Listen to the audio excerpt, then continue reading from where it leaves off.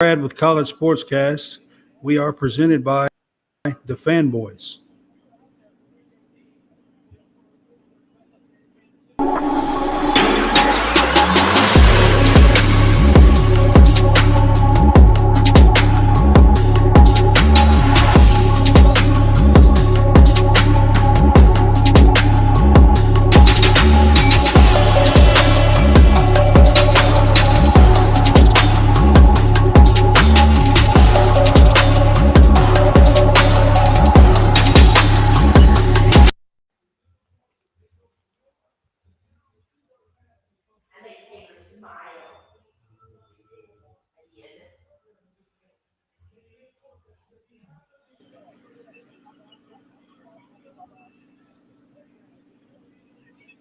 All right, guys, welcome back. It's Brad with College Sportscast.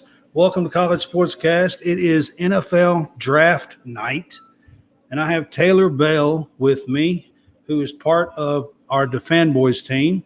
Hey, Taylor, how are you? I'm doing great. Right now, I'm doing great. I guess it depends on how my Falcons pick, the pick after this one with Vegas. So, we are at pick 7 right now as we're speaking, Yep. and the Las Vegas Raiders are on the clock. And then he's a Falcons fan. That's what he's talking about. They pick 8, so they got the next pick after the Raiders. But we are 6 picks into this draft, and we've already had 2 trades and a quarterback taken that I didn't really think was going to be taken at 4, and he was, which some people said he was. But the Colts really entertained Will Levis a lot. Matter of fact, he was there this week on Monday, which kind of surprises me a little bit. But now we've got the Raiders on the clock, and says the pick is in. So we'll see when he comes to the podium here and see what happens with the Las Vegas Raiders. Yeah, I do want to add that there is a point to be made about the new head coach in Indianapolis. Can't remember his name off the top of my head, but he was the offensive coordinator in Philly. So he has experience working with Jalen Hurts, who is, I think, the closest comp in terms of just physically that you can have for Anthony Richardson with a big. And that's the reason that's what the analysis was saying tonight, was that he was the closest comp basically to what he was used to coaching and stuff. So, and they thought maybe that's the reason why the Indianapolis Colts went that way. I'm really interested to see what some of these teams do that went quarterback, what they do with their later picks, if they go O-line or if they go receiver to add a weapon for them or something like that. Right, picks. So the Houston Texans are still in the night so far, but the pick is in here. So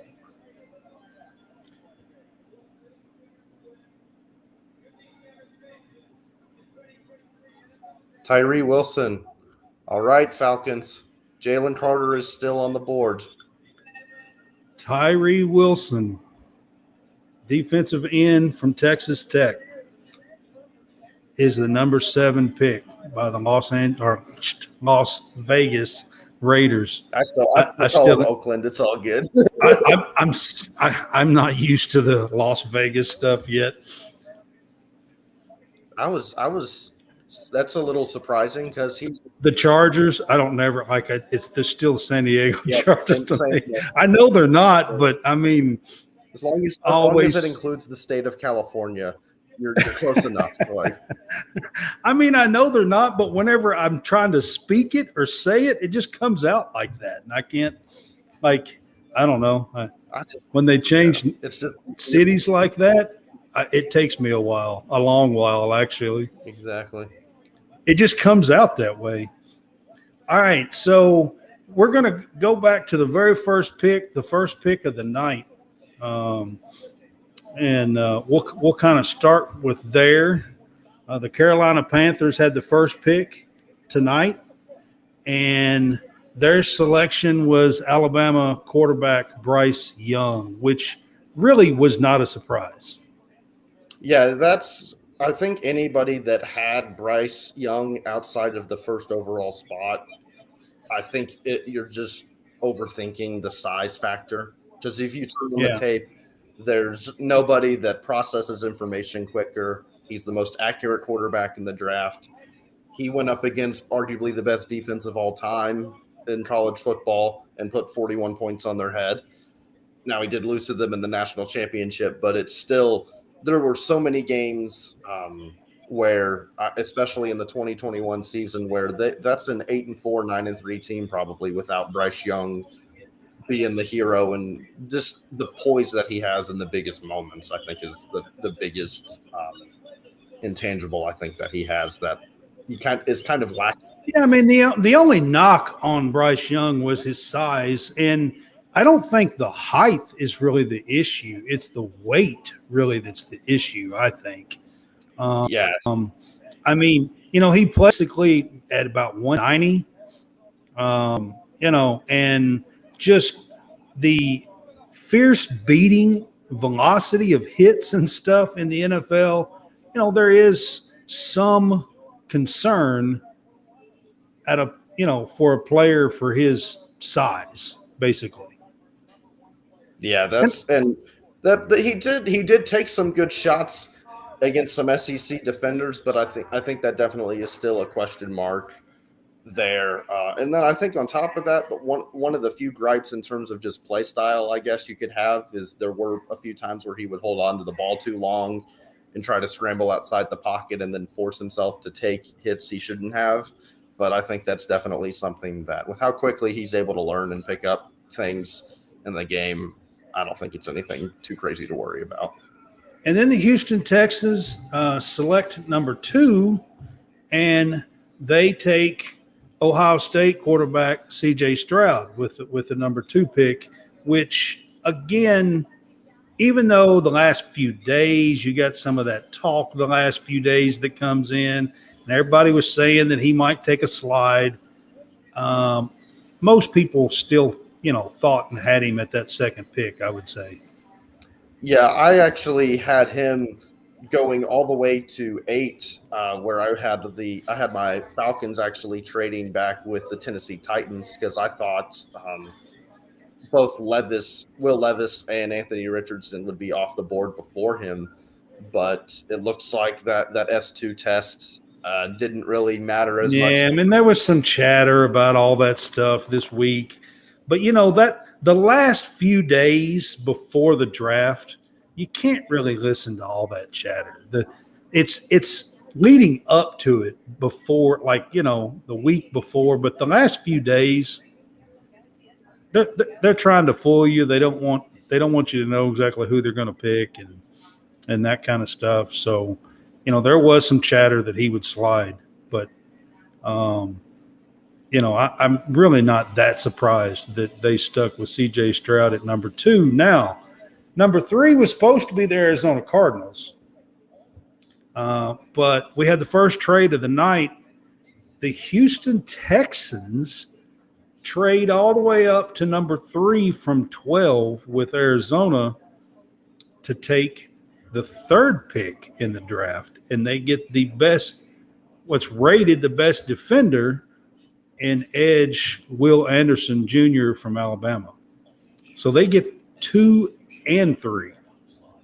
Yeah, that's definitely something where we kind of saw this a little bit last year with the Jets, where they traded it back in and had multiple first-round picks, and a lot of people went out and said, "Oh, they won the draft." And you got to kind of have a little bit of the, hang on a minute, we have to see how these picks pan out. If we follow that logic, then it's real easy to be the best team in the draft. You just trade your entire future away to move into the first round, and Right. for like 4 different picks. So we'll have to Right. see. Anderson's definitely a guy compared to Tyree Wilson and Jalen Carter. I don't think his ceiling is as high, but he has definitely the highest floor of any of the pass rushers, I think, in this class. Yeah, I agree with that. I don't think that he is exuberant talent as, the top high end, but he's going to be a steady player, I think. maybe 8 or 10 sacks, for a few seasons, something, for his career, peak of his career, I guess you would say, somewhere around that. Um, and he's more of a power rusher instead of a speed rusher, which is not what you normally see at the edge. All right, Falcons pick is in. Let's see where we go here. It's right in front of your face. Don't let them burn down Flowery Branch. It's right in front of you. Get the local guy. Come on.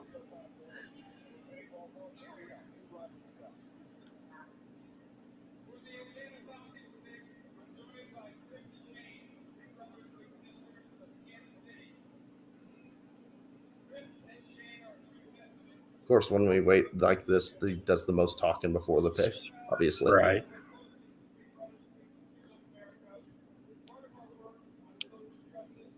Yeah, he's introducing some people before the pick. Big brothers and big sisters of Kansas City.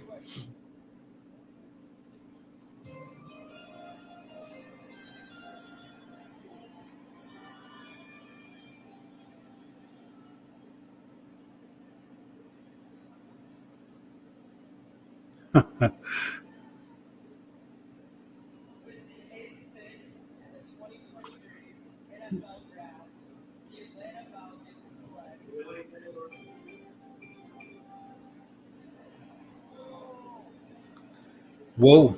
There's gonna be riots in front of Flowery Branch over that. I had heard that they might trade. Matter of fact, I done my last show on Tuesday.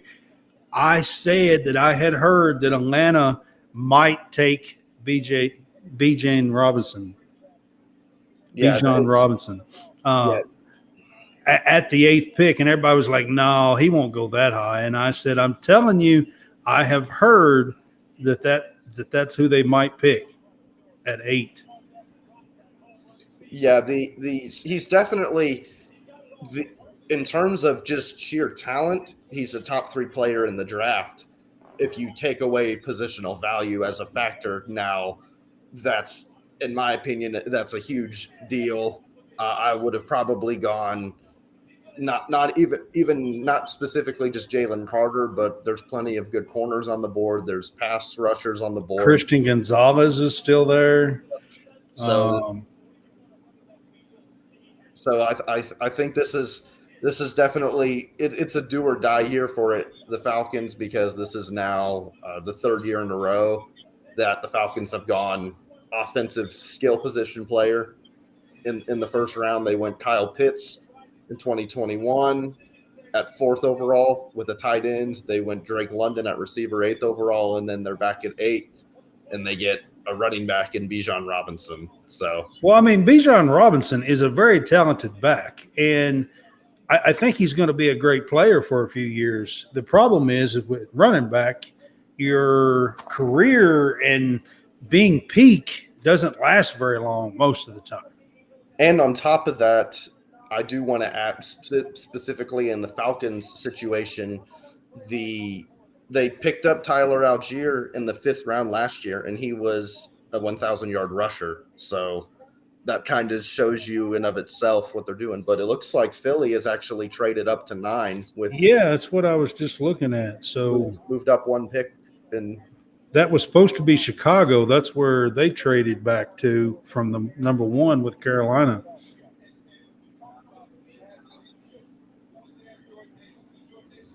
Why would they trade up this 1 pick? It has to be a defender, doesn't it? They're probably going to get Jalen Carter then, because they already drafted Nakobe Dean and Jordan Davis from Georgia's defense last year. So that won't surprise me at all if they go for all 3 of them. That's kind of been a theme since Kirby Smart has built some of these elite defenses at Georgia. Is there's pretty much 2 teams that have taken a majority of the top guys, with it being Philly taking those guys, and then Green Bay also has a defense completely loaded with Georgia defenders: Devontae Wyatt, Quay Walker, Eric Stokes. Right. Like there's half the defense in Green Bay. Is Georgia defenders. Yeah. Which then it's like we could see Jalen Carter go here to 9 to Philly again, and then I won't be surprised if Nolan Smith ends up going to Green Bay again, and we have another. Well, that's one of the other picks. There was two. Well, there was three guys. We done our show on Tuesday. It was before they had finalized. No, maybe it was Sunday's show. But we done a show with the Green Bay guy on with us, and it was before they'd finalized the Rodgers trade, and they were still at 15. But now they're 13 as long as they don't do another trade here tonight. I think there's three guys that I think that I believe that the Packers should take, and I'm actually hoping it's two, really. I told you before we come on, I think I told you who I want. But Nolan Smith is another one. If he's there, I'd love for them to take Nolan Smith.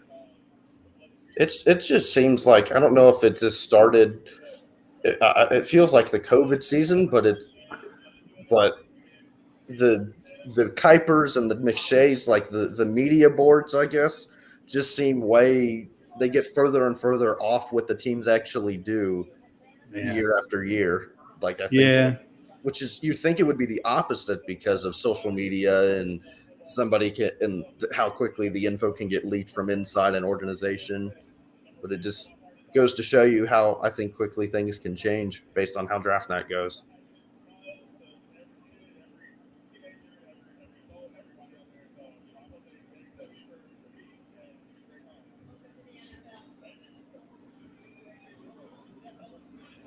Yeah, it's pretty surprising to see a running back picked in the top 10, just to be honest. Yeah, it's not a good pick. I mean, I think he's a great player. I think he'll be a great player for the next 3 or 4 years. Yeah.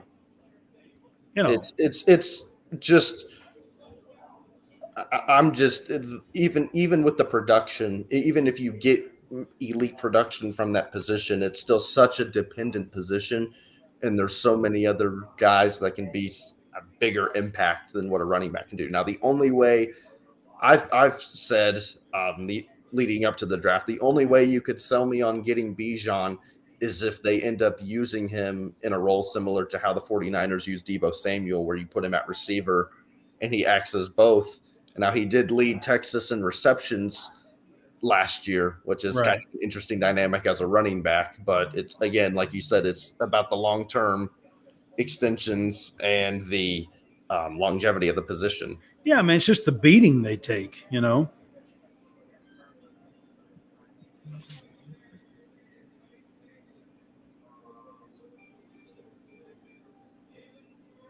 And then Jalen Carter goes to the Eagles at 9. Yep. That's who they get, Jalen Carter. Jalen Carter goes number 9, which you were right on them moving up to get him. Yeah, that's a very common. It just keeps going. Okay, so I guess Chicago is picking 10, and then Tennessee is at 11. And I'm gonna be honest with you guys. I'm sitting here. I'm a Kentucky fan. Taylor's a Georgia fan, and I'm kind of shocked, really, that Levis has not been taken. He's still on the board. I will be really shocked if the Titans don't take Levis at 11. Yeah, I just don't. I don't see Chicago taking him at 10, but I will be really shocked if the Titans don't take him at 11. Yeah, we'll have to see. I still wonder if where Skoronski ends up in all of this as well. Maybe he goes to Chicago here because they already have Justin Fields in place. Maybe Tennessee wants to improve the very poor offensive line they had last year. We'll have to see. Levis, I think Detroit's kind of sold on Jared Goff at this point. I don't think they would get Levis. Yeah. I don't think Detroit's going to pick a quarterback. If he doesn't go 11, then I think he might go 14 to New England. That would be my next best guess. Yeah. And if that doesn't happen, then he'll go 19 to Tampa Bay. Yeah.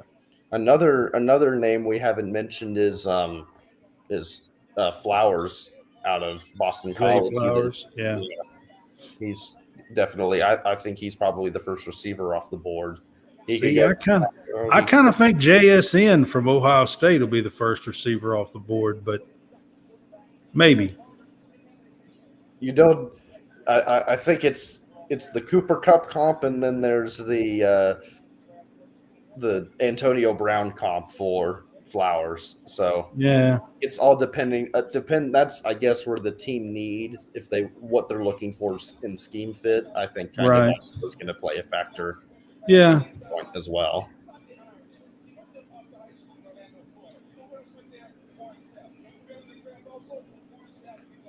I tell you what, if Jalen Carter plays ball, he is one of the most talented guys in this draft. But he also has some legal issues going on too, I think. So Yeah, and that's definitely that's what worried me. Um, if you keep up with the Falcons at all, that's definitely given the legal situations. There's guys that the Falcons have passed up on for less than that, based off of character and the kind of regurgitated phrase you'll see in the media is we want smart, tough, physical football players that are they're big character guys, both Arthur Smith, the head coach, and Terry Fontenot, the GM. So right. that's definitely something where Well, and then there's also been question whether or not Jalen Carter really wants football as bad as some of these other guys is too. yeah, this is eerily You're a similar. Georgia guy, so you tell me. You know what I mean? Like, Yeah. So Seth Emerson with the Athletic, who is he's been working as a reporter with UGA for years, said that he did not get the notion of any work ethic problems within the locker room at Georgia when it comes to Jalen Carter. Now, that's just one source, but I think that the interesting part of all of this is a lot of people don't know. Jalen Carter's from Apopka High School down in Florida, which is the same high school as Warren Sapp. And Warren Sapp actually had a similar situation happen to him on draft night where I believe it was a drug test, some marijuana related issue got leaked about him only. And he dropped. Yeah. And he dropped out of the first round when talent wise, he was a top 3 pick. So, right. And then he obviously went on to become a Hall of Famer. So that'll be. Yeah. And Jalen Carter has that kind of talent. I mean, for sure. So, you know, I think it's a great pick by Philly at 9, to be honest with you. So we'll see when it comes to that. But Jalen Carter is a talented, huge human being. I mean, huge human being. And guys that big aren't supposed to move like that either. Yeah, man. I mean, it's unbelievable. All right, so we went through 3. At 4, the Indianapolis Colts picked before we come on the air, and they selected Anthony Richardson from Florida. So I want to get that in before we was on the air. And number 5, the Seattle Seahawks select Devin Witherspoon, cornerback. So I want to get those 2 in and get your thoughts on those 2. So if you keep up with me at all, obviously Florida part aside, as Darnell Wright goes to the Bears at 10, they go offensive line. I'm not high on Anthony Richardson. I think there's a lot of that's said about him when it comes to his athletic ability and things that have nothing to do. I'm kind of surprised by that pick, actually, by the Bears. Yeah, but a lot of things going on with Richardson that I think don't really relate to the quarterback position whatsoever. So I think it takes a real Andy Reid like play caller to be able to work with him and develop him. He's Now just with so raw. I mean, he has a high ceiling, but he has a very low floor, exactly. if you ask me. Yeah. Now it's with Witherspoon, was my top corner in the draft.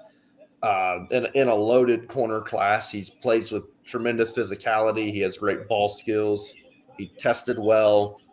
He kind of just checks all the boxes at the DB position. Now pairing him with Tariq Woolen in Seattle, that is a very interesting secondary combination that Pete Carroll has assembled in Seattle. So maybe they're trying to go back to the roots of the Legion of Boom there a little bit, but we'll have to see how things shake out there.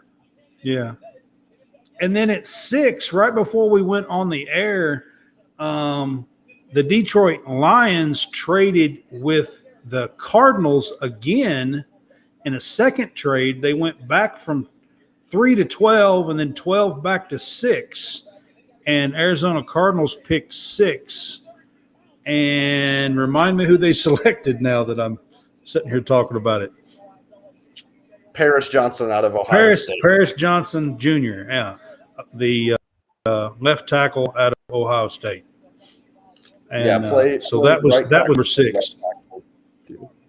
Yeah, that was who reportedly Kyler Murray wanted them to get, and that seems like after not doing that, not going in Kyler's direction, they've decided to listen to their quarterback that they've given this big extension to, and he's finally going to. I think Paris Johnson Jr. is probably the best left tackle in the draft.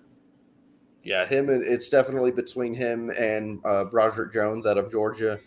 And Arizona's in a situation, they've got a long rebuild ahead. They've got plenty of depth that they need to add to the roster. So trading back and improving. And they got a first-round pick by trading back, I think, like next year, I think.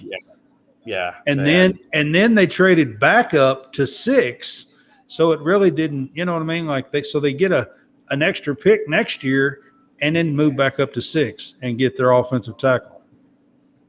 Yeah, so it's left tackle. Yeah, they're able to add extra spots, extra depth to the roster, which is kind of what you do when you know you have a rebuild ahead, is rebuild the trenches, add picks, and then try to see if you can assemble weapons around good trench play that you've hopefully developed early on in the rebuilding process. Right.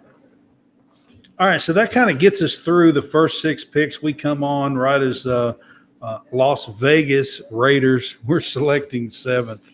So that kind of gets us through the top 6 picks that we missed before we come on the air tonight. So I wanted to get through that. So Tennessee Titans is now on the clock at 11. And like I said, this is one of the places I think that Will Levis could land. I'm actually kind of surprised that he's still on the board, but, it is what it is. I did think that there was a chance that he could still be on the board. But I'll be honest with you, I really was kind of surprised by the Colts. Will Levis was visited with the Colts just this week, on Monday, this week. And that was like his 3rd or 4th visit with them on Monday. So I don't know. But they went AR. They went Anthony Richardson. And no other quarterback has been taken since then. So at number 4, the top 3 of the top 4 were quarterbacks, and then no quarterback's been taken since.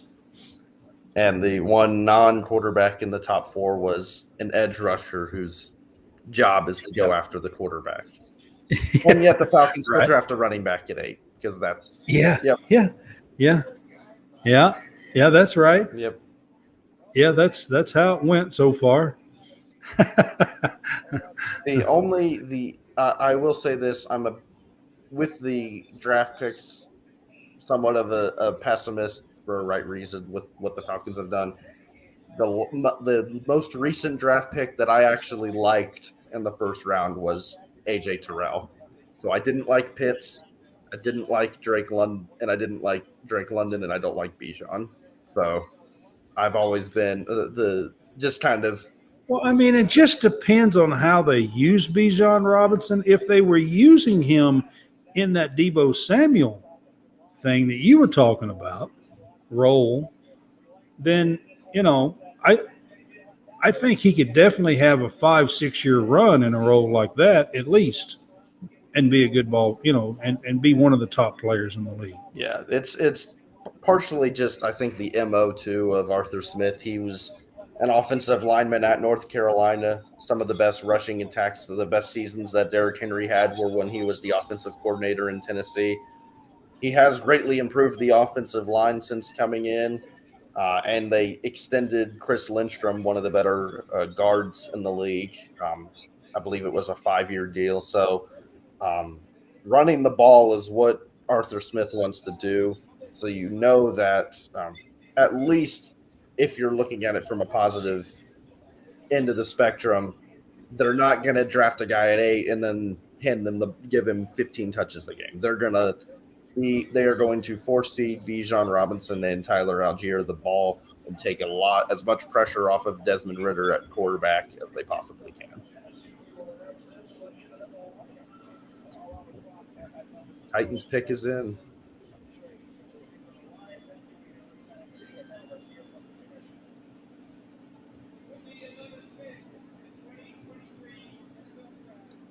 Ooh.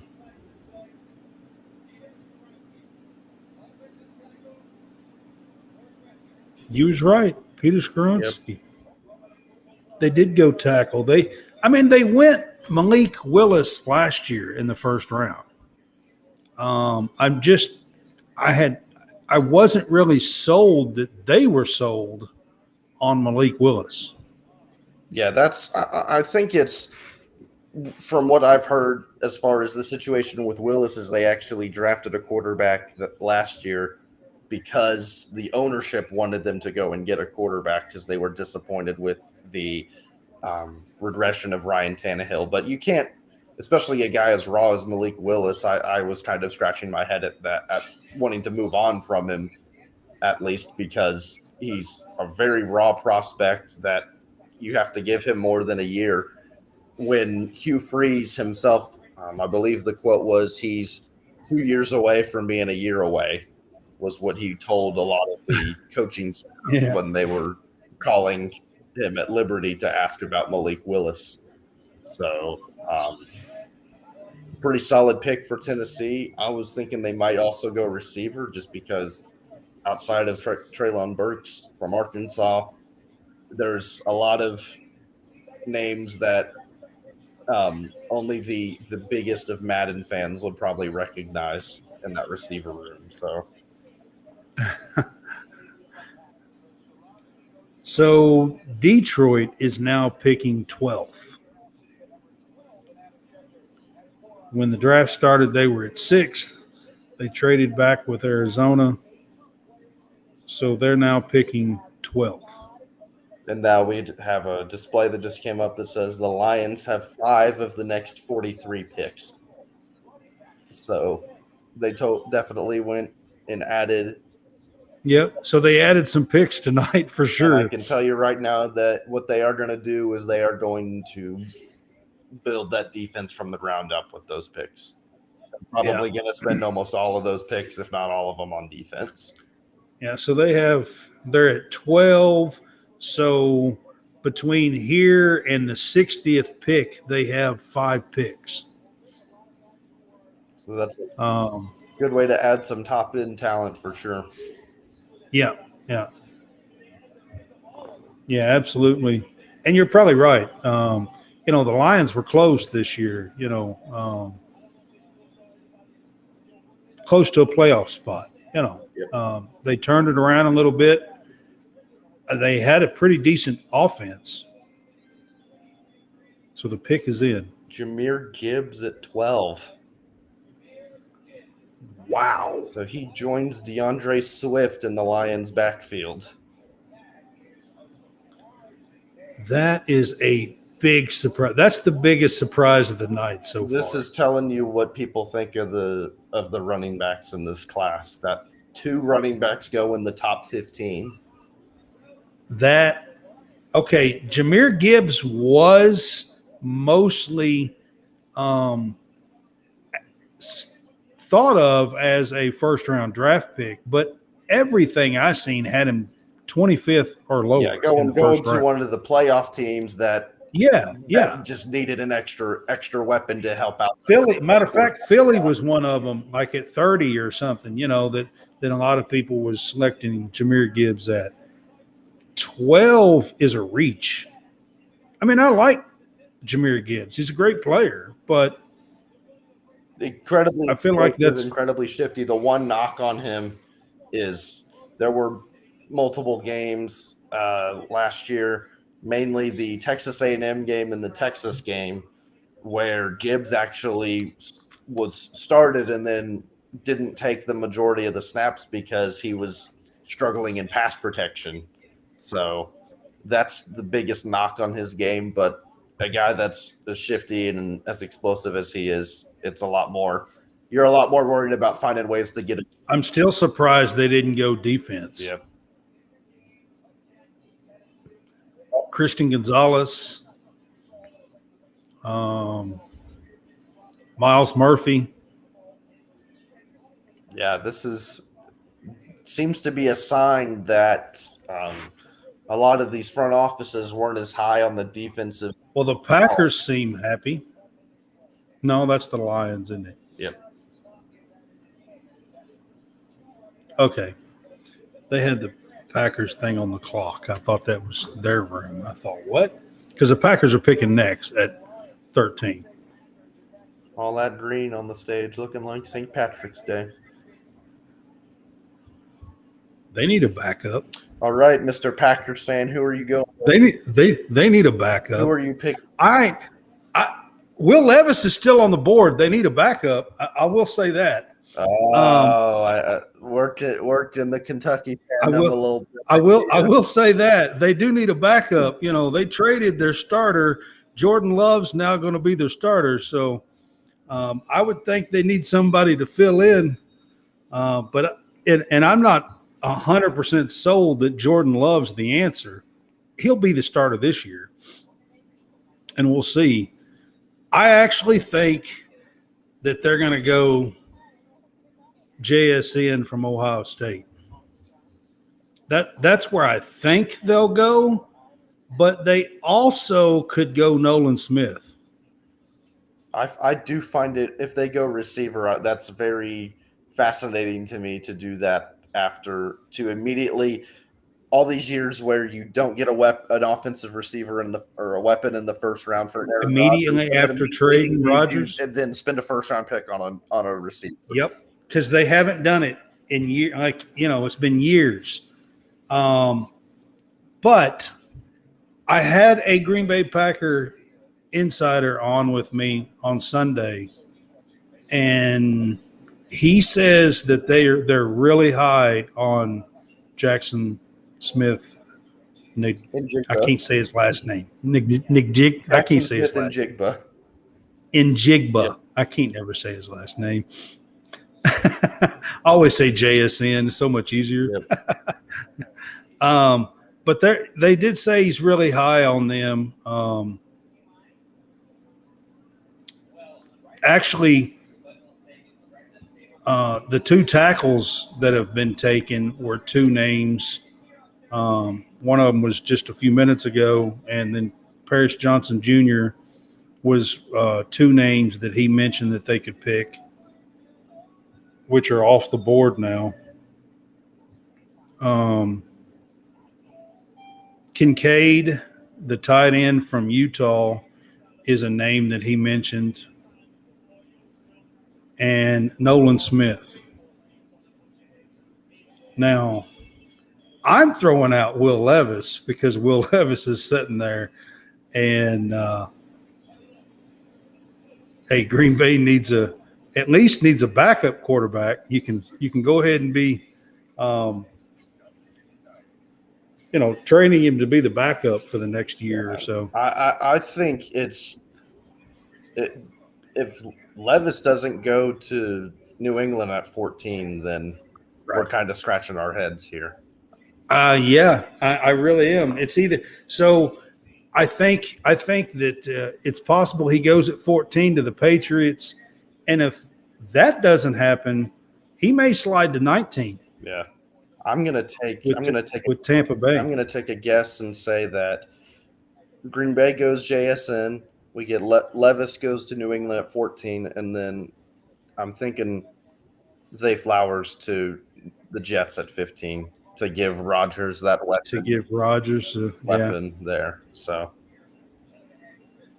that's what I'm rolling with for these next 3 picks. So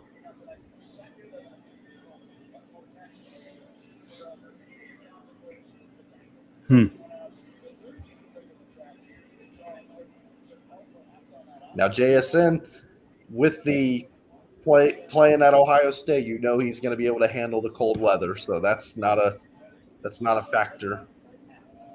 Yeah, and he tested really, really strong. Wow. I won't spoil it for you. I know you're a little behind me.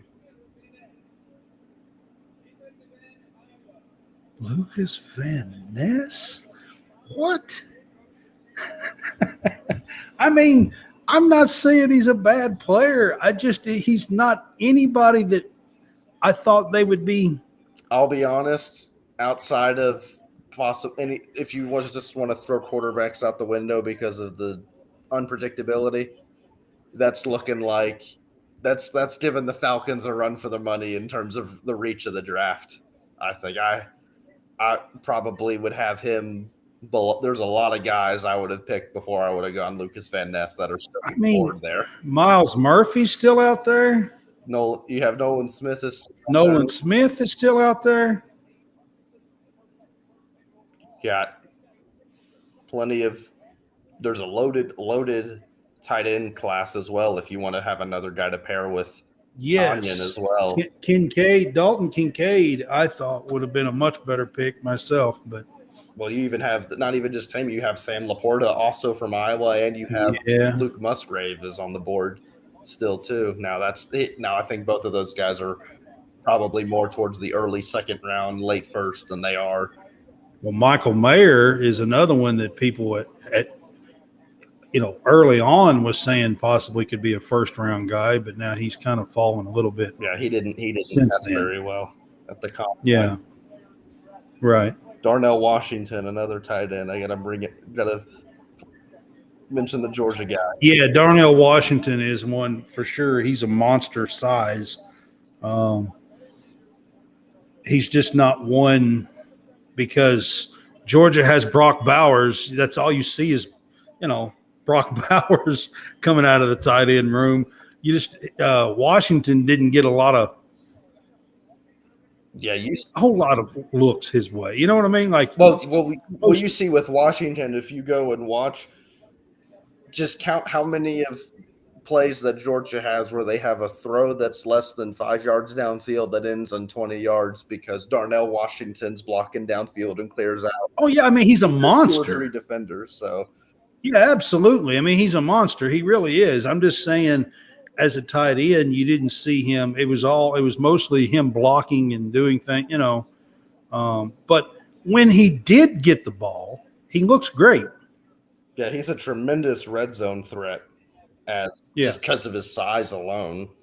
Right. It's hard to cover. You can't put a linebacker on him because he's too fast, and he's too big for linebackers as a tight end. So.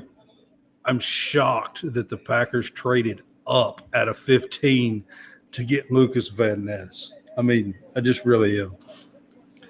I mean, they could have got Lucas Van Ness at 15. They didn't need to trade for that. Let's see what Pittsburgh does. Typically, Mike Tomlin and his staff, what they decide to do, known as a team that can handle. Wait a second. Did Pittsburgh trade with the Patriots? Yep, looks like they did. I just didn't even think about that. Because the Patriots were 14. Yep. Pittsburgh is now at 14. Still got the Jets at 15.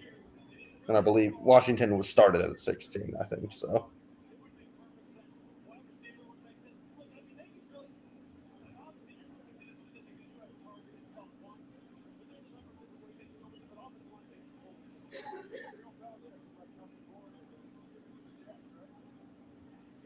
all right. What does Pittsburgh do? Very well could go offensive line. Still, Yeah, they might go Broderick Jones here, actually, from Georgia. and I would even think going corner, getting a Christian Gonzalez just off of that's kind of their main weakness defensively is the secondary, and he's a guy that he was corner one going fifth or sixth in some mocks, and he's made it all the way to at least to 14. So Yeah, Christian Gonzalez. yeah, out of Oregon. I mean, most of the time he was just about most mocks had him in the top 10 at least. Yep.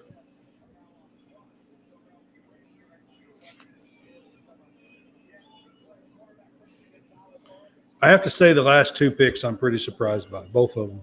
Jahmyr Gibbs and Lucas Van Ness. I mean, I'm not saying that both of them might not have been picked in the late first round, but that's a nearly 18 to 20 position reach, if you ask me.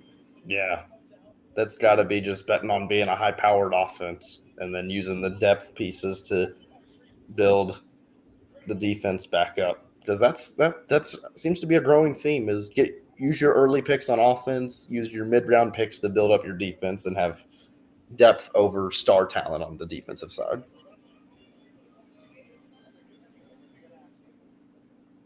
Picks in.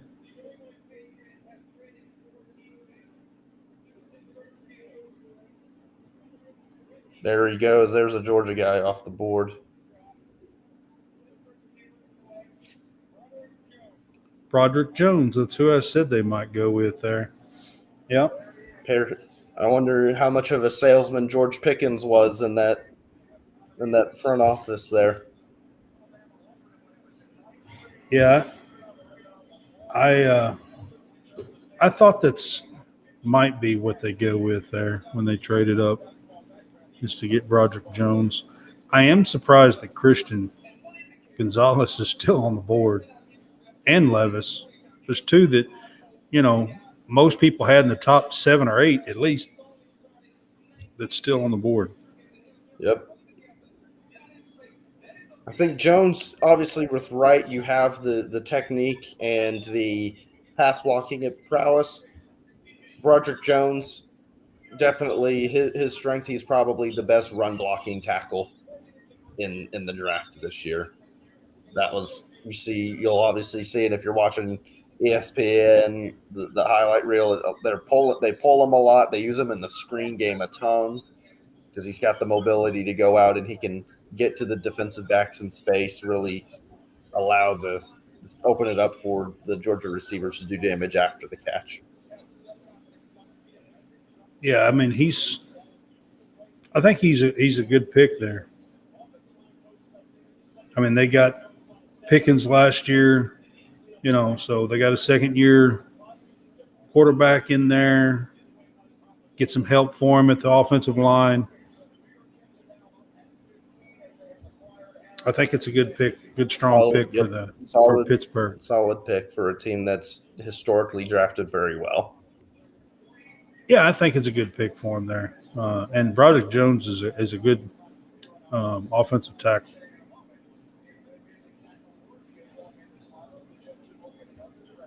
So now we got the New York Jets on the clock at 15. I had been hearing honestly, for months, I have heard that they might take Brian Branch here, actually.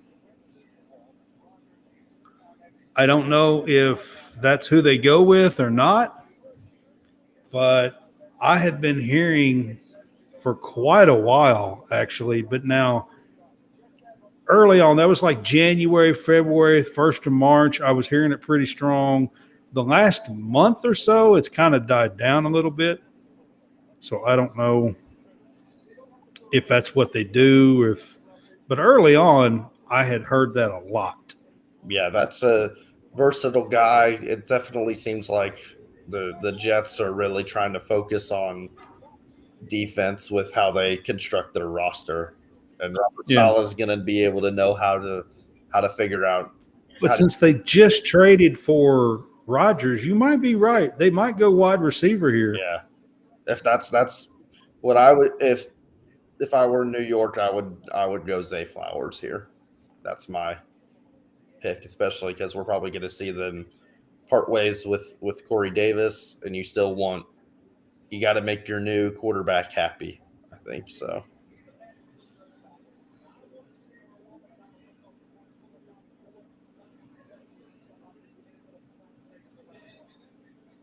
You might be right. That might be who they go with. I mean, I guess, you know, they probably would go with Flowers, maybe over JSN, Quentin Johnson as well. Quentin Johnston, and I'm trying to think of the fourth guy that I had mentioned that would probably be a first rounder receiver.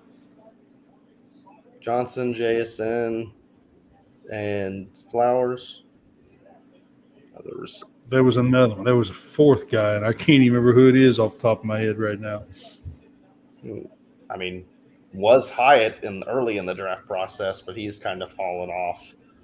Yeah, no, it wasn't Hyatt. I'm thinking Cedric Tillman would go higher than him, but I don't think he goes in the first round.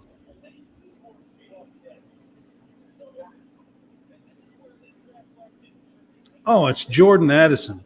Yeah. That's Jordan right. Addison. I knew there was another guy that was. There's four of them that I think could be first rounders. Yeah. Wide receivers. It's Jordan Addison. Very interesting. USC. Very interesting to me how last year's receiver class was so loaded, and then this year is kind of the opposite of those. Yeah, I think there's only four that will go first round, and we'll see by the end of the night. But Jalen Hyatt might be the next one to go in the second round, maybe. If I was gonna, might be there. But those four, I think, will go first round. At least that's what I thought before the night started anyway. Now we're sitting at 15, and none have come off the board. But there's a few teams coming up that I think will go wide receiver. Yep. Like in that 18 to 22 range. And I anticipate if there's any team position-wise I would bet on, I'm thinking Cincinnati goes tight end here at 28, but we got a long way to go to get there. Yeah. But, yeah.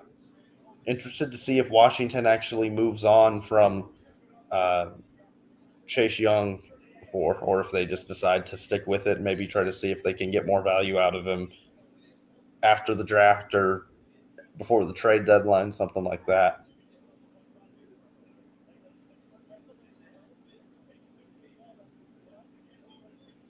Yeah, I mean, before the Rodgers trade, I really thought that Jets were going to go defense here. But you might be right after they get Aaron Rodgers. They may try to pick up a wide receiver for him. They're taking their sweet old time with making this pick. They sure are.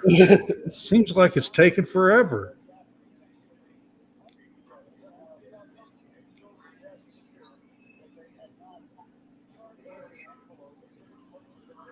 They're taking it down to the last second here. The Jets are on this pick. Absolutely. They're supposed to have 10 minutes, so we'll see. Some of these teams ain't taking the full 10, but the Jets sure did. Yeah, there's some of them. It's funny. Some of them take 45 seconds. Others are taking the full. Yeah. Leave it to a New York team to try to meet eat up as much of the TV time as they can possibly get with their pick. So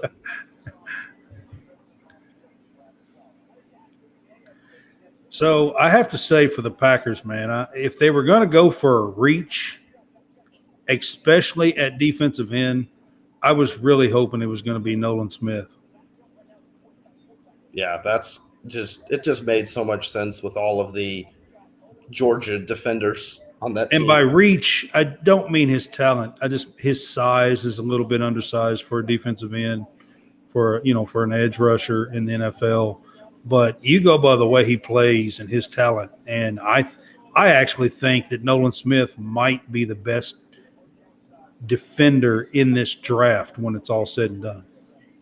Yeah, he's probably he's such a smart player and such a great leader that he's got one of the higher floors as well. I actually think he might be one of the best defensive players, the best defensive player in this draft when you look back on it 5 or 6 years from now. Yeah, with the I really do. Yep. I've been saying that for a while.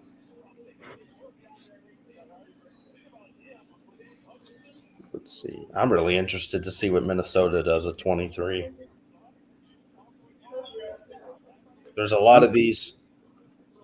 This has definitely been longer than 10 minutes on this pick. They're letting the pick. This pick has been in, it seems like, forever. So Yeah.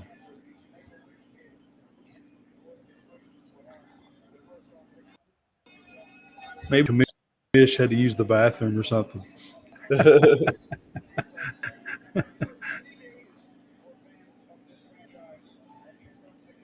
this a Make-A-Wish kid making the pick, I guess? Oh, okay.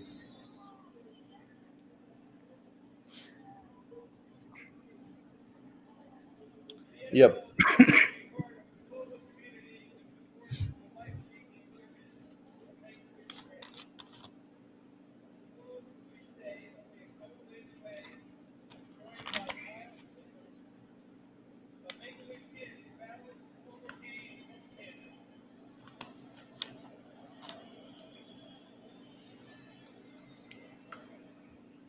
So Mel Kiper's best available is Will Levis, Christian Gonzalez, and Nolan Smith. 1, 2, 3. Zay Flowers is 4. All right. Jackson Smith, Najigba, something like that. I can never say it. It's 5.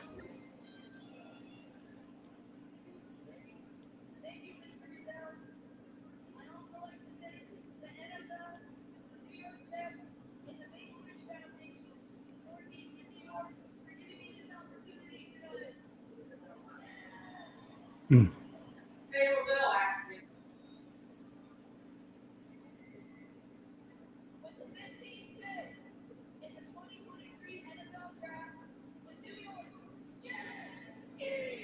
Will McDonald out of Iowa State. Wow. I'm actually surprised by some of these. They did go defense, but I did not have him going in the first round at all. I'll say that. so I seen a few people that had him sneaking in like 30th or 31st, but that's about it. And that's just a few people that I seen had him sneaking in the first round. Most everybody else had him high in the second round. Yeah. The last 3 picks have been reach. All of them have been reaches, if you ask me. Yeah. It's just I don't. Well, except for Broderick Jones. Broderick Jones at 14 was all right. It was 12, 13, and 15. It's maybe it's a ego thing. I don't know. It looks like there's a hyper focus on physical tools with some of these guys, and I think with when you're talking about the best players, like maybe it's just the SEC homer. And I'm going to give you a defender that I think will be better than McDonald here, and Lucas Van Ness. And he's still out there. And I think he might go late in the first round, but he might be a second round pick. And that's Jack Campbell from Iowa. Yeah. I like Jack Campbell from Iowa, and I would pick him over Will McDonald from Iowa State. A guy that I liked a lot as well. I believe it's Felix Anaduke Uzama out of Kansas State as well. Is a guy that I was very high on in terms of how he could project at the pro level as well. Yeah. So, but it seems like I mean, we just have that was I don't know. I mean, I just feel like that those were a few picks of reaches. Now, Broderick Jones at 14 for Pittsburgh, I think was a good pick. And I'm not saying that Jahmyr Gibbs is not going to be a good player. I'm not saying that Lucas Van Ness can't be a good player. I'm not saying that Will McDonald can't be a good player. I just think for where they went in the picking order, that it's a little high. Yeah. Just from a positional value standpoint.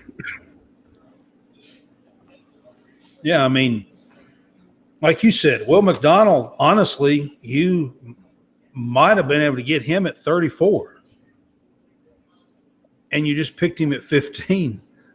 And then that leads to that becomes an interesting point to where like you want to be able to get guys as late as you can get them, because then that helps out with the salary cap, because you're paying them less money when they're picking later. Right. So that's one of the reasons you actually will see some teams trade back, is because they know that they can get the guy that they want 8 picks later and Right.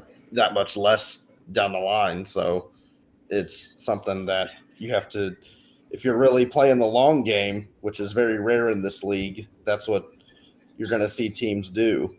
Now that's kind of, almost looks like that's kind of what's the shift in the opposite direction is everybody's looking at everything year by year now. So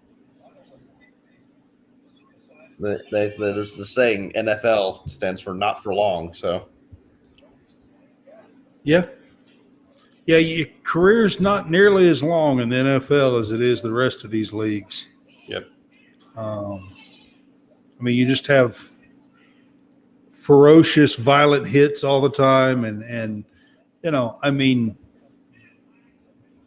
just man fights in the middle. You know what I mean, like every play. And it takes a toll on you. Yeah, a lot goes on that we don't see in the gray area.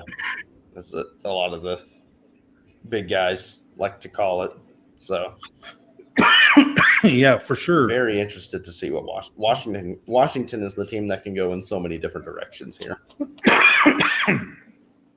The 2 main tackles are off the board.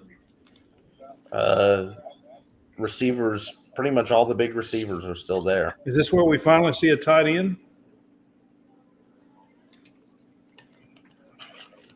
Maybe. I mean, who's playing? Is it still going to like up in the air quarterback situation? So yeah, maybe Osiris Torrance out of Florida here. He's still up there.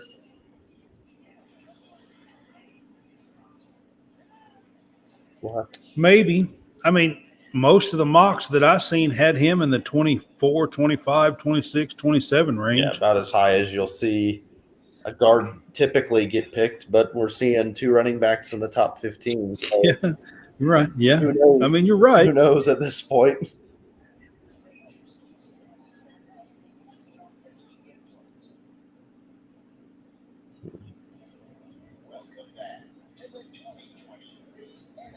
You're definitely right. I would have never, ever said we would have 2 running backs in the top 12. I would have. When's the last time in the NFL draft that's happened? Yeah, I would have bet if there was any bet I would have done, it would have been Detroit to get a DB. So that tells you what I know here. Whoa. Okay.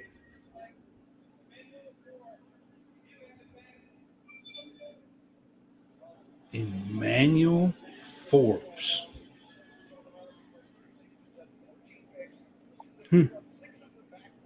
Fix it. Have people completely forgot about Christian Gonzalez or what? Maybe they just didn't see him as highly as some of the media did. Forbes is definitely he's a pick artist for sure. Yeah. So, and now New England's pick is immediately in Oh, he's got great ball skills. for sure. He definitely has great ball skills for a corner. Had a pick six on Will Levis as well. Yep. Which they're about to immediately show as I say that. Yep. Yeah. I mean, he's got great ball skills, that's for sure. I mean, he just read Will Levis. That's one of them plays. Quarterback just turns and you know exactly where he's going with the ball.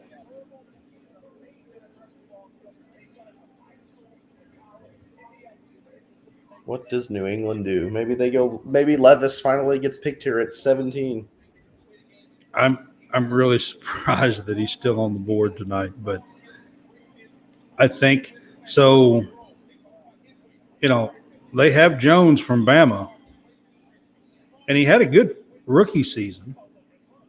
This past year, it wasn't quite as good. They also did a top 30 interview with Zay Flowers as well. So he's a guy that they could get here as well. If they believe in Mac Jones, they'll Yeah, probably look to add a weapon at receiver for him. So that's another possibility here. it is. All right, they're picking now. Yeah, their pick was in almost immediately.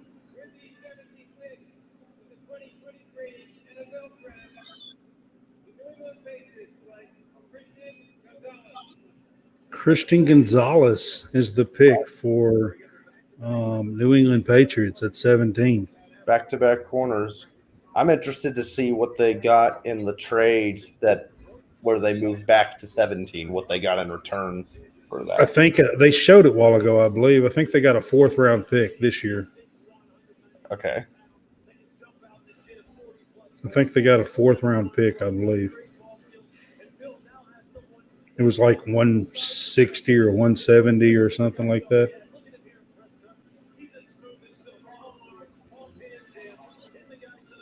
I mean, Christian Gonzalez here at 17 is a pretty good pickup. I mean, most people had him going 6, 7, 8 in mock drafts. Yeah, we know that Belichick knows what he's talking about when it comes to defensive backs and defense in general. So maybe this is something where he pulled a fast one on everybody. Maybe this is something where there's a reason why he lasted until 17, despite some of the mocks having him in the top 10. But that's definitely, I'm surprised a lot of these Big 12 guys going higher than I anticipated. So maybe there's a bit more trust in that conference as a true Power 5 conference than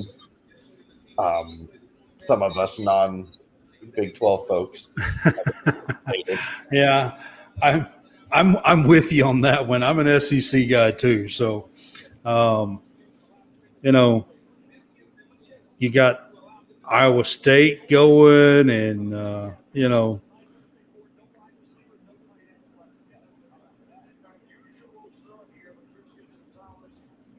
What's Detroit do here at 18? They went is running. that who's picking? Is Detroit? Yep.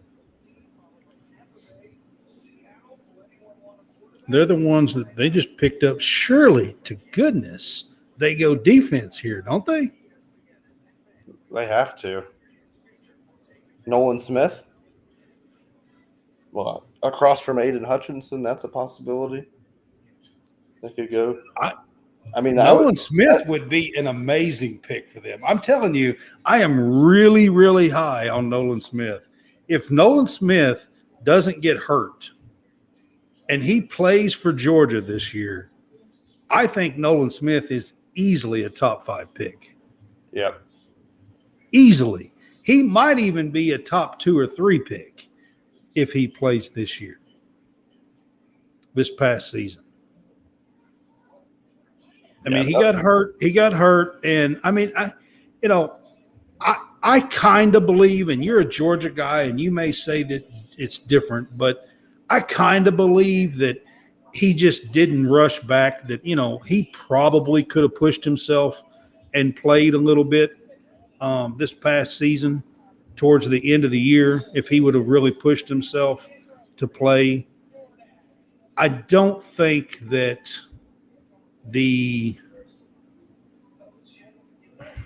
I don't think that it was worth it, basically, for him to do that. He tore his pec from the bone, so I don't really think. Yeah, I don't think it's. And he didn't get. This was not.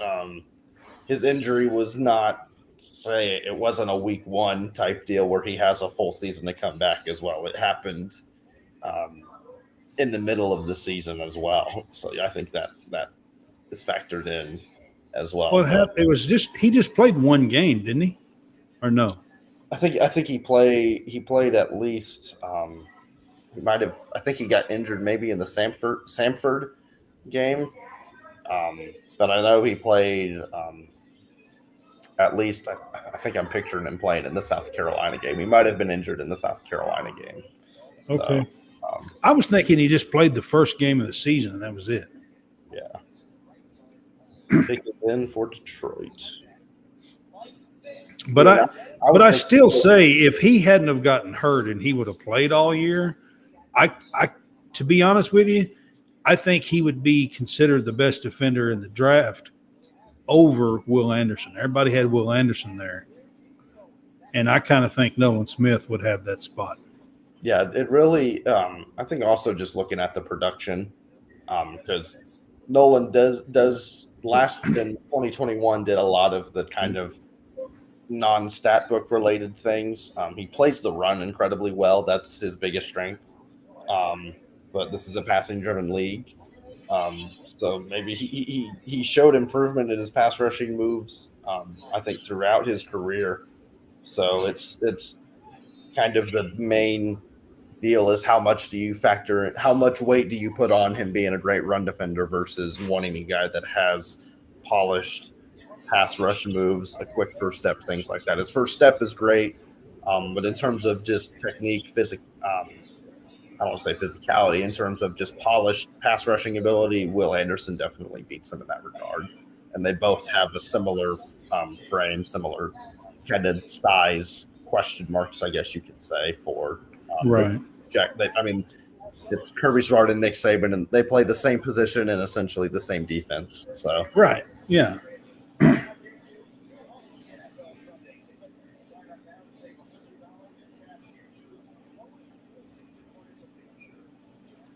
I just think that his explosiveness is probably better than Will Anderson.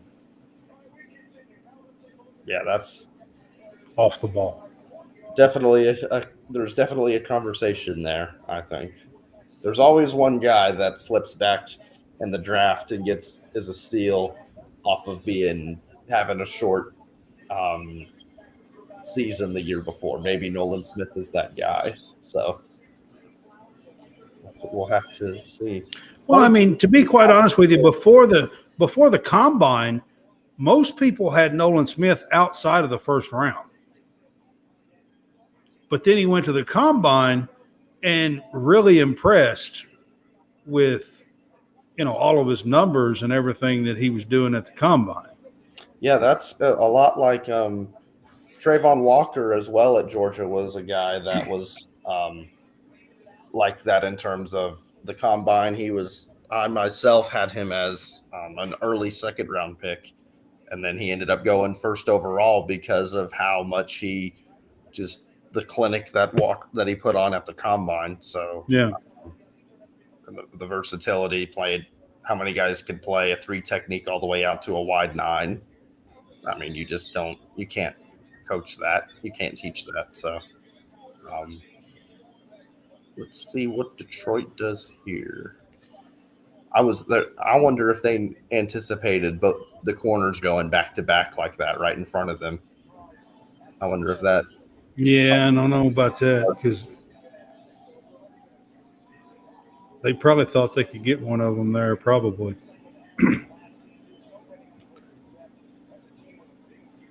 I I still, if I'm going defense here, I'm going Nolan Smith. Yeah. I've been saying it I for feel a like while. we've said that for like I've been 5 saying it years. for a while. Seems like Yeah. now. Yeah.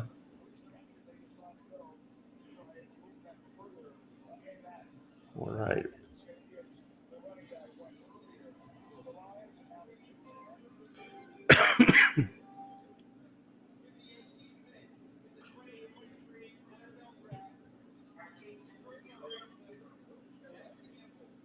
Jack Campbell.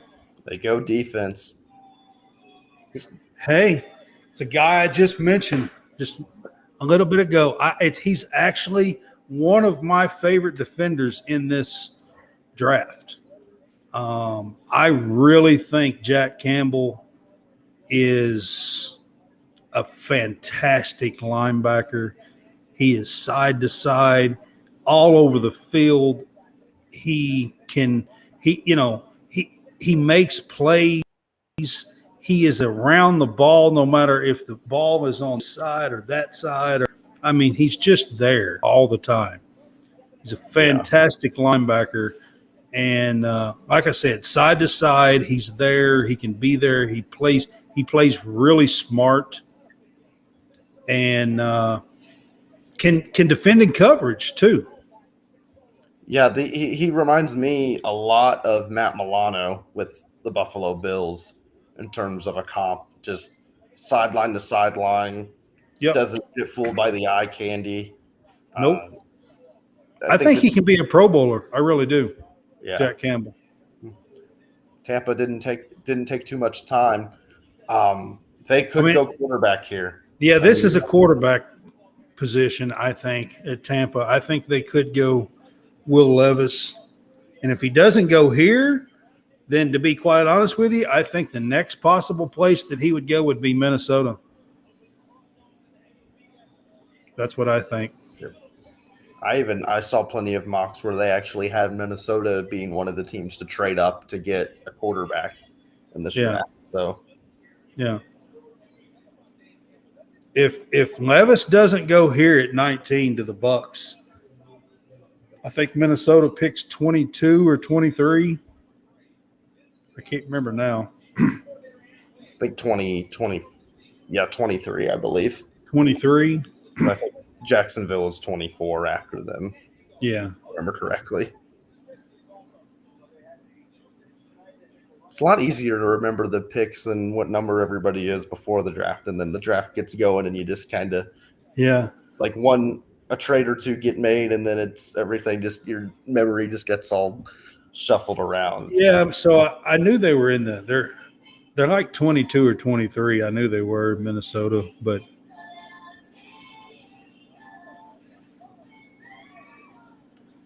the Bucks here at 19, I think could take a quarterback. Yeah, I think Minnesota could take a quarterback, and then after that, I'm not sure who would take a quarterback in the first round.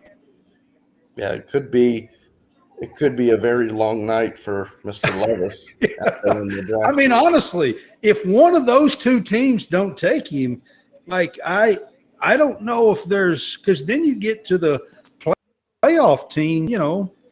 Minnesota was too, but I mean, you get to the ones that made it down towards the end, and I mean, none of them are taking quarterbacks.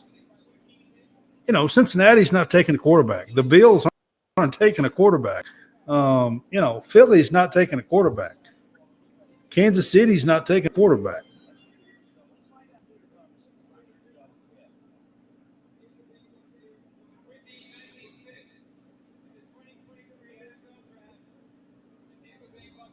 Elijah Cansey at 19. See, that's kind of a reach too. Most people had him in the second round that I knew. He's got really good physical tools. He's a fast edge guy, which if you know anything about Todd Bowles' scheme, it's blitz, blitz, blitz. So Yeah. He could play edge. He's a smaller guy. He could play 3 tech as well. You see the Aaron Donald comparison because of the Pittsburgh connection there. Right. So another guy that tested very well at the combine. Yeah, I mean, don't get me wrong. There were some people that I knew that were sliding him into the first round, but up till about 3 or 4 weeks ago, he was really considered a second round guy. Yeah. But there was some talk over the last few weeks of him sliding into the first round.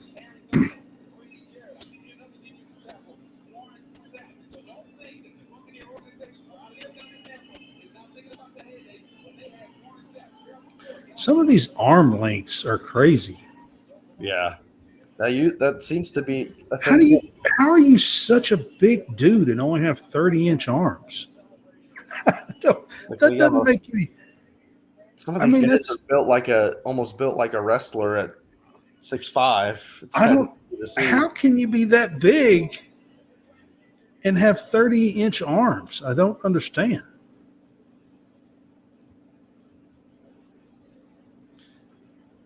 That sounds T-Rex to me. Okay, that's an exaggeration. Maybe not T-Rex short arms, but still.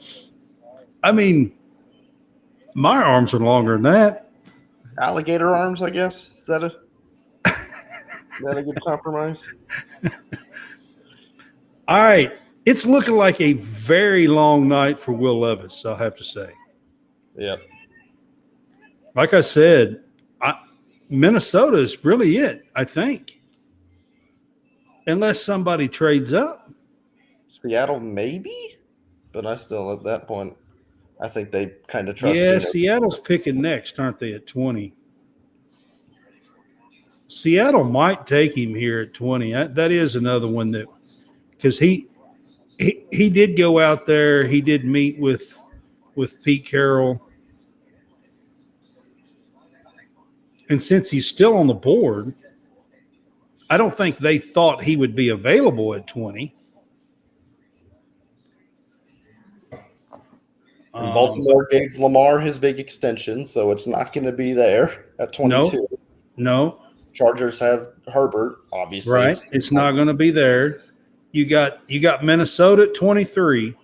Jacksonville's got their guy with Lawrence. The Giants are next, I think, at 25. And they went for Daniel Jones there. Yeah. I don't think they're going quarterback. And then you got Dallas. They're not going quarterback. That's what I'm saying. The Seahawks here might.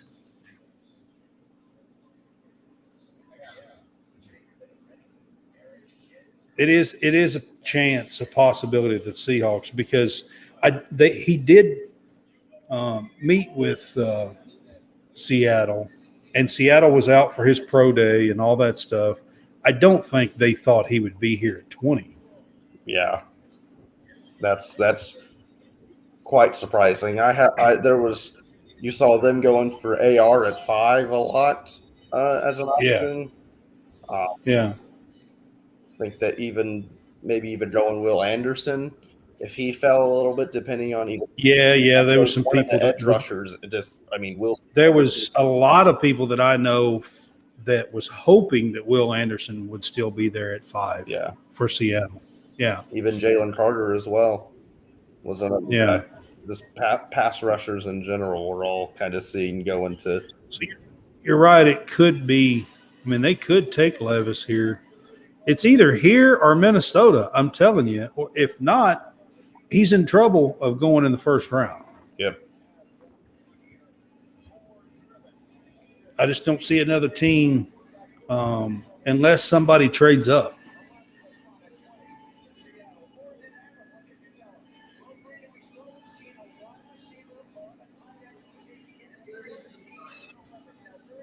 That's crazy. No wide receiver and no tight ends yet. And Levis is still waiting.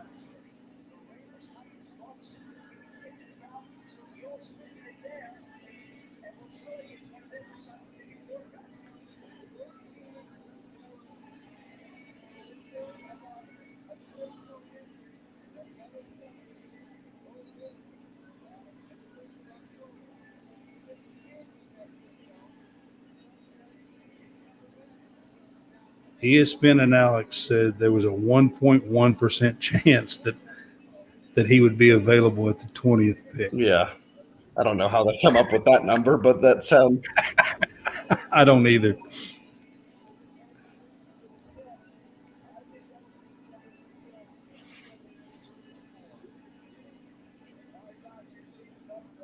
Let's see. And they're taking the full time with the clock here. Yeah, there's a minute left on the clock for him.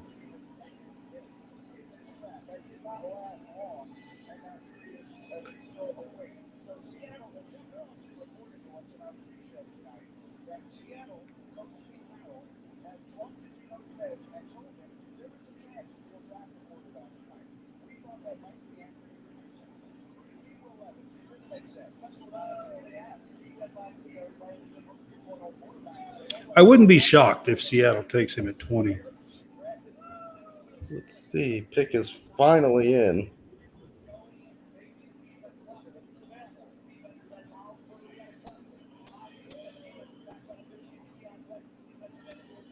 I'm kind of surprised at 20 that there's been no tight ends who there's a lot of tight ends in this draft that everybody said were good tight ends. Yeah, and no wide receivers. I saw a lot with the tight ends, a lot of like saying not that they would necessarily go in day one, but that you would see a lot of early day two picks with the tight ends where you could see Laporta, Musgrave, Kincaid, a lot of those guys kind of go one after the other in the second round here. So maybe they close out the first round doing that, but we'll have to see. This definitely at least just feels like the longest pick. I know they took a ton of time, and now it's from the time that we see this one and the Jets, the 15th pick, they took a long time too. Yeah.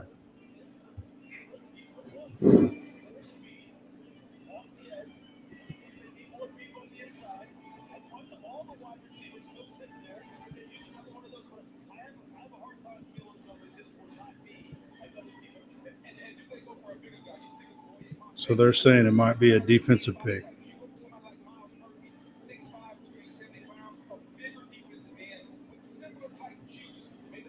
Yeah, Miles Murphy, some mocks had him going 10th.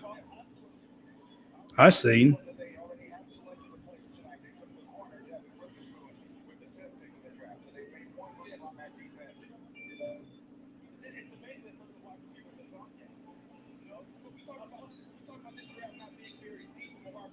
Yeah, I was just waiting for this pick if they're gonna do it. I mean, this pick seems like it's taken forever. Got a whole YMCA out there on the stage now, helping announce the pick. Maybe that's why, because some of these that are taking forever, they're bringing people out. Yeah, that's a good point.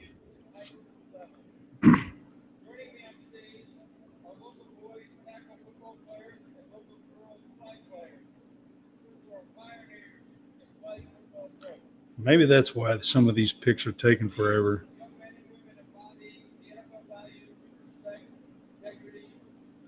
They're bringing out some youth football players. Kansas City.